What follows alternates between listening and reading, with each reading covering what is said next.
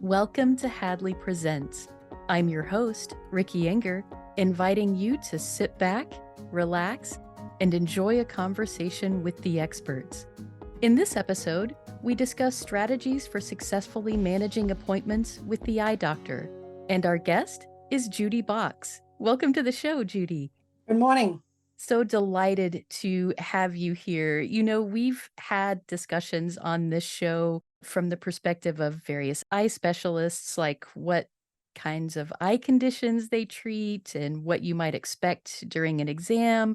But what we haven't done yet is to talk about things from the perspective of the patient who's walking in and looking for answers and might be feeling a little bit vulnerable or uncertain about things. So I'm delighted to have you here so that we can just kind of talk through some of those strategies that people might use to make sure that their needs are being met during appointments like this. So, before we get into that, why don't you just tell us a bit about yourself, your background, and maybe a bit of your vision loss journey if you're comfortable with that? Sure. I grew up in Australia, rural Australia, with 6,000 sheep on a farm that's still in the family for the fifth generation. Then went to boarding school and then medical school in Melbourne and came to the United States in 1972. Practiced medicine for 45 years, married twice, widowed first time, remarried 6 years ago, bunch of kids, stepkids, grandkids, all the rest of it, enjoying life. And I got macular degeneration about 2 years ago. My mother had it, so I had anticipated that that might be my future. Right. And the symptoms first became very noticeable about 2 years ago.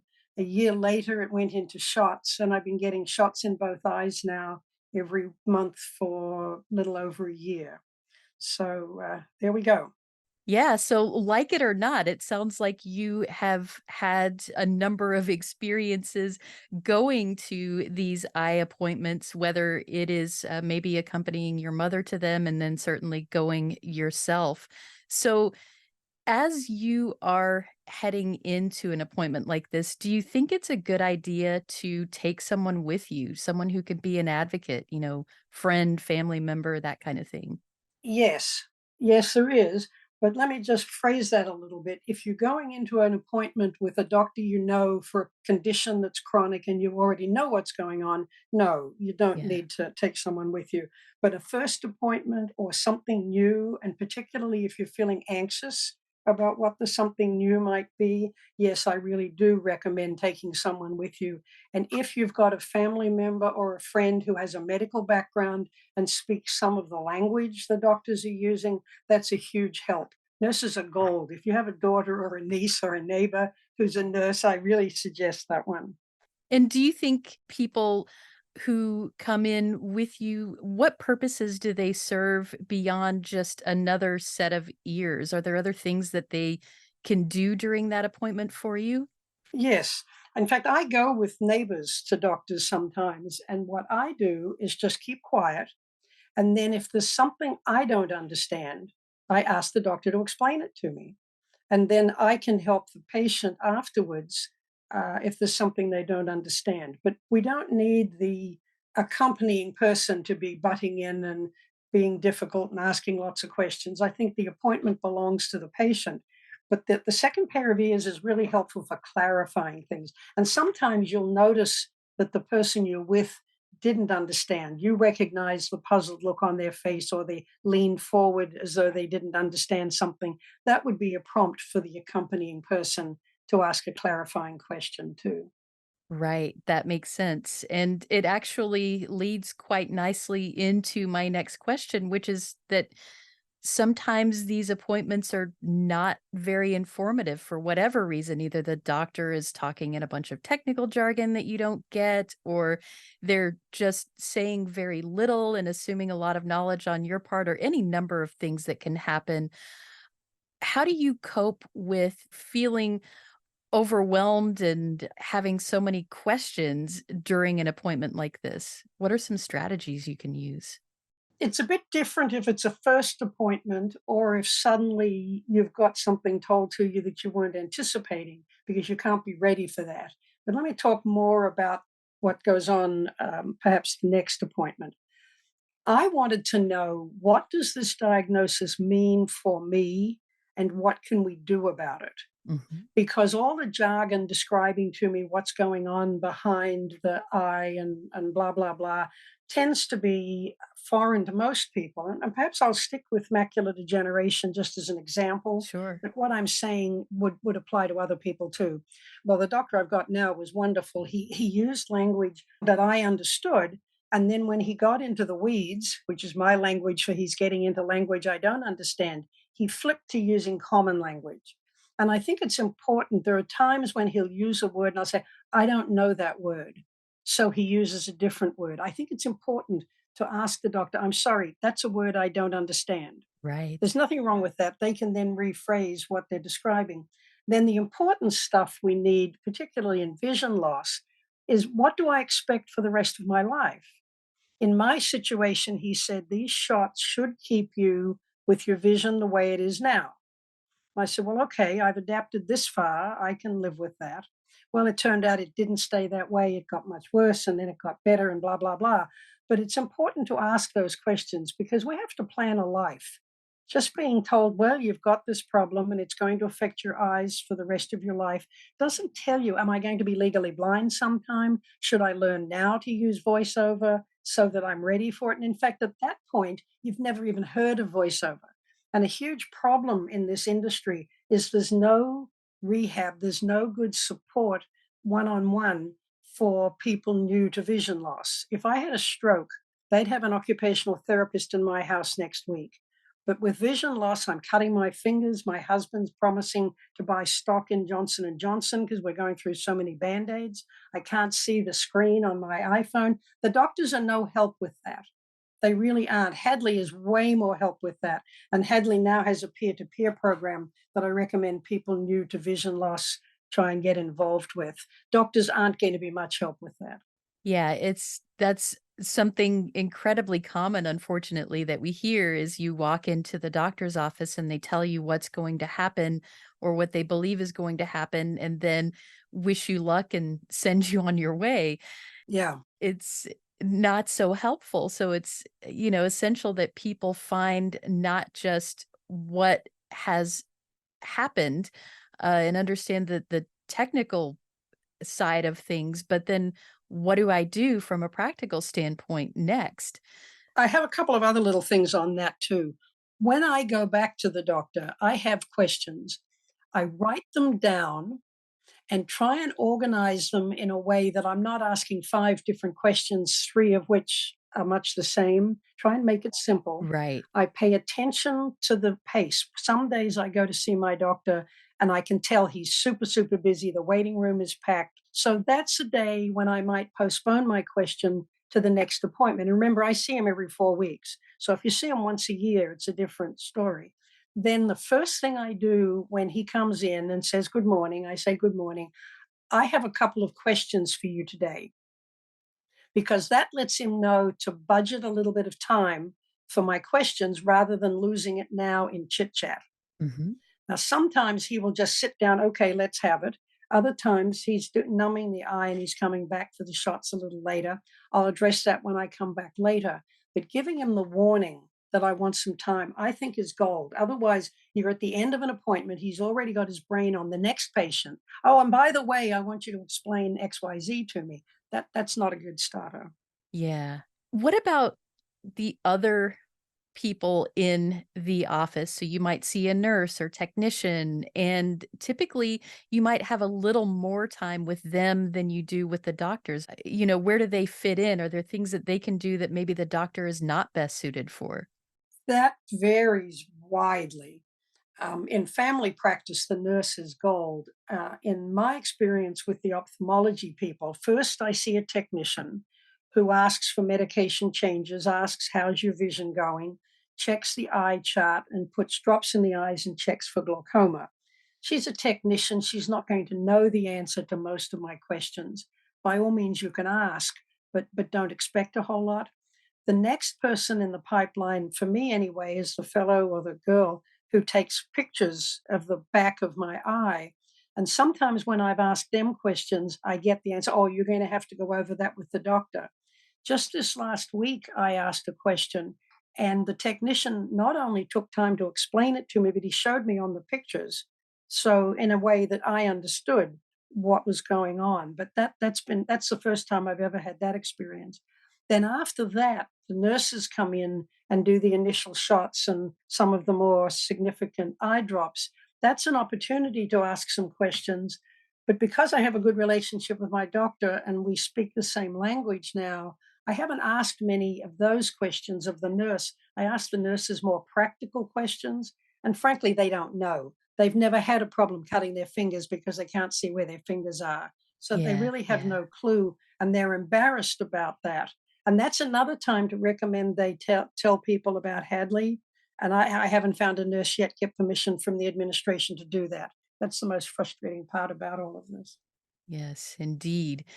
And sometimes there's a lot frustrating about the whole situation, and in fact, maybe things just are not working with your doctor, but that can be Mhm. problematic, especially if you are seeing a specialist and there aren't too many other options for you. But do you have thoughts about how to navigate this? How do you decide when you should go through switching to another doctor? And then if you do make that decision, that opens up a whole new can of worms. So how do you navigate that with the new doctor? I did all of that. And let me just tell you my story because it's pretty poignant and pretty distressing. I was referred to a retina specialist. And first thing I told him was I'd heard about this little gadget called 4C that could help know when my macula had become wet. He ordered that for me. I had 2 weeks to get a baseline set up in the machine, and it was already too late. I had too many wavy lines already. When I went back to him the second time, he was very brusque. He spent all of 2 minutes. And as he left the room, I said, "Oh, by the way, 4C couldn't get a baseline." And he said, without even turning around, he said, "Well, some people just need more practice," and kept walking.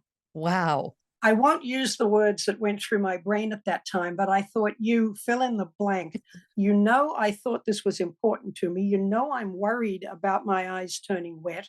This machine was supposed to help me. And now you're telling me I'm too stupid to spend more time with it. So that was enough for me to switch to a different doctor in the same practice. My husband's first wife, she died some years ago, she'd had an eye operation by a different doctor in that practice.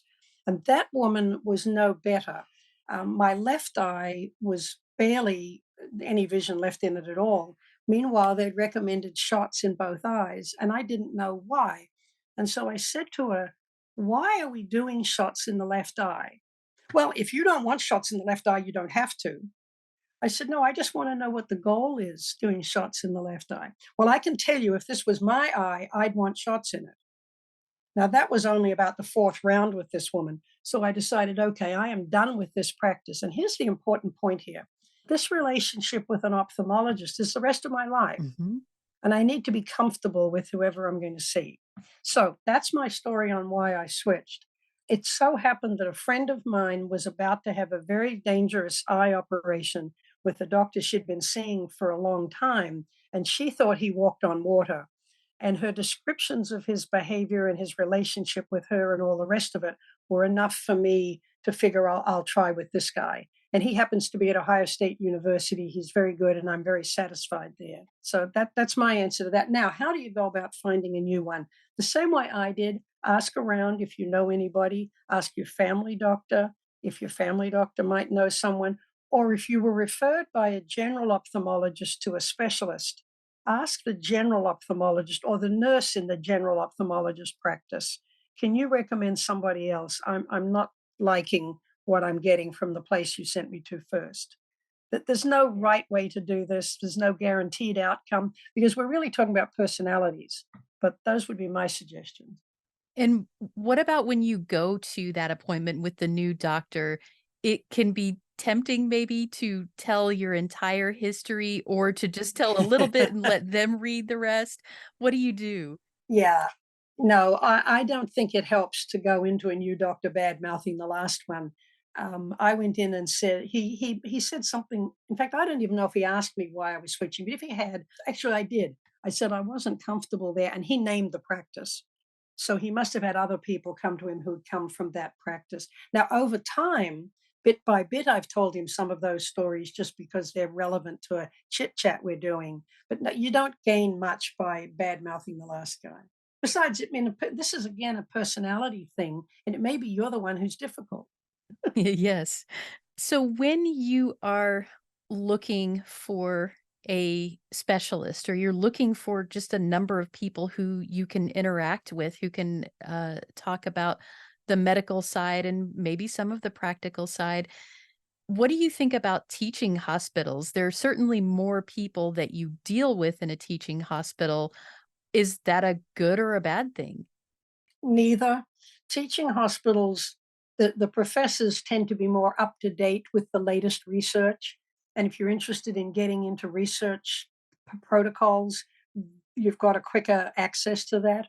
But you can follow the Foundation Fighting Blindness too, and they'll let you know what research is going on.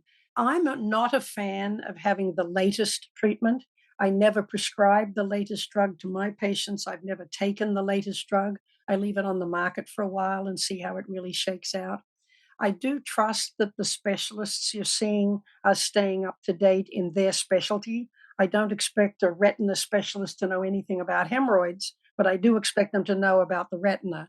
So I don't think there's an advantage or disadvantage. I occasionally see a fellow. Ophthalmologists do medical school, then they do ophthalmology, then they do a fellowship, which is a specialty. And by the time the fellow is learning how to deal with my macular degeneration, he or she already is a qualified ophthalmologist. So I'm quite comfortable if occasionally my doctor's backed up and the fellow is giving me the shots. They know how to give shots, they're not green. So, you see more people, but frankly, in my conversations with the fellows, I tell them more than they tell me. I give them an earful about my frustrations that the ophthalmologists don't know anything about how to live with these disabilities. And they listen, and some of them are very interested. And one even wanted to have me come in and teach fellows, but it never happened. I don't understand why these outfits just don't want to learn this stuff. I don't get it. Yeah, it makes very little sense. And as I said at the beginning of the episode, it's a common thing that happens. People go in and it feels like a one-way communication. The doctor tells you what they deign to tell you, and they're not necessarily always interested in learning something from you, which is unfortunate. Yeah, by the way, there is another thing to remember here. All my doctor can do is look at the pictures and determine how frequently I need the shots. And he can tell me what to expect from those shots. He can't predict accurately what's going to happen with the rest of my eyesight. And he really doesn't know the answers to these how do you stop chopping your fingers. But I think it's important to understand the scope and the limited scope of what your doctor can do. Because when I first went in, I thought, well, this guy's the miracle worker my friend said he was. And I Mhm. was expecting him to be able to do things that he can't do. We don't know how to do those things yet. It's important to clarify that. That's a great point. Are there things we've covered quite a lot, I think, but is there anything that we haven't touched on that really is important for somebody who is trying to get their needs met and successfully navigate these appointments and might be struggling a bit? Yeah, I've got a couple of tips here. One of them is the use of the word hallucinations. Most of us see things that aren't there, and most of us know we're seeing something that's not there. Understand that that is a hallucination and it has nothing to do with being crazy. I practiced psychiatry for 45 years, and I can tell you I am yet to see a patient who has hallucinations as part of a mental illness, except PTSD. But one day I was sitting at my desk and I saw what looked to me like a bunch of snakes swimming around in a babbling brook running with milk. And when I mentioned that to my ophthalmologist, he said, "Did you have a headache after that?" I had to think about it for a minute. And I said, "Yeah, I did. A couple of Tylenol worth headache." He said, "That's an ocular migraine." Okay. Well, I've talked to other friends who have had visual hallucinations, and they're terrified to tell the doctor that for fear they're going to get shipped off to a psychiatrist. Just stop and think for a minute. I'm worried about why I'm seeing snakes swimming in milk. And my doctor answers that question. And if it happens again, don't worry about it. It happens. I'm relieved. I'm not worried. I'm not scared I'm going crazy. And I'm not scared there's something horrible happening with my brain. Hallucinations do not equal you're crazy. Okay. A psychiatrist just told you that. There's another thing I wanted to talk about, and that is doctors saying, call us if anything changes. That's where I really got into trouble and basically lost functional vision in my left eye. The first practice had given me a very nice handout which described dry macular degeneration and the symptoms of it. And the most common way to know it's become wet is if you're seeing wavy lines. Well, I did a lot of research online and understood what dry macular degeneration is and what the symptoms are and so on. And in the meantime, I asked a fellow. The fellows will sometimes stop and chat with you, and can be good answering questions. But I asked a fellow, how do I know when to panic? So far, I'm getting vague information. I don't know when I should really panic and make a phone call. He said, oh, you'll know there'll be a big black hole in your central vision. Well, for a start, that's not true. And that's another problem. But anyway, some months later, I noticed while I'm reading the paper on an iPad, my vision's really not as good as it was yesterday. And over time, it got worse. But I kept checking the research I had on what dry macular degeneration looks like. It's all consistent. I've been seeing wavy lines for 2 years, so that's not relevant. I don't have a big black hole. So I waited almost 2 months for a routine appointment and then got hell because I should have come in when this changed. Well, if I go outside on a sunny day, I can't see my iPhone. That's a change. So, what do you mean by if something changes? So, here's my suggestion on this: figure out for yourself what is your baseline. For me, if I'm reading the morning paper, I can read the text without any trouble. I can increase or decrease the font if I need to. I can do all the things to the screen that you already know from your Hadley changing background colors and all that sort of stuff. Now I know my baseline. And every day for months and months and months, I read the paper, same time of day, same lighting. I've just had breakfast. I've just had a good night's sleep. But when that changes, that's a change.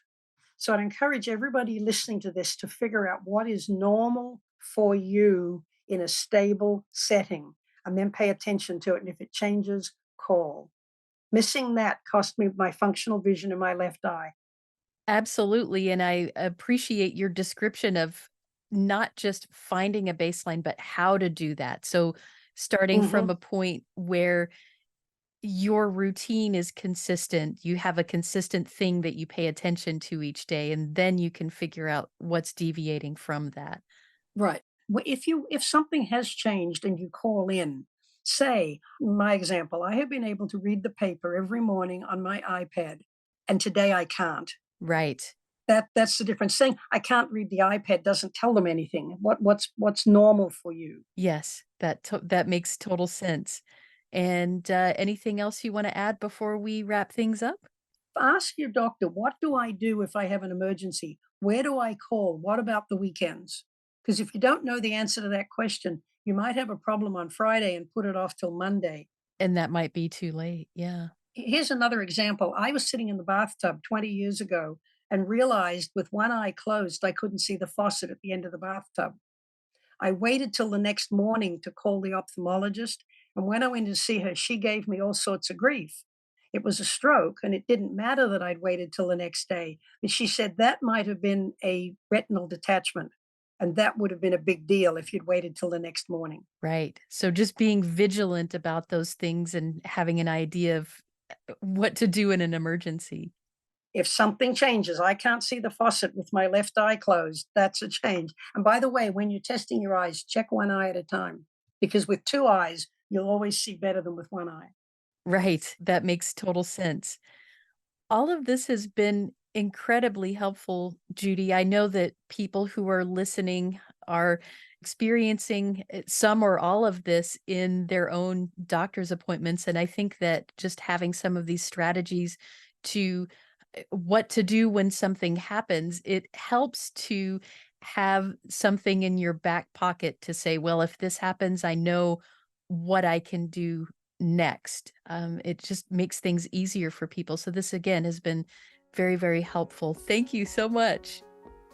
Got something to say? Share your thoughts about this episode of Hadley Presents or make suggestions for future episodes. We'd love to hear from you. Send us an email at podcast@hadleyhelps.org. That's podcast @hadleyhelps.org. Or leave us a message at 847-784-2870. Thanks for listening.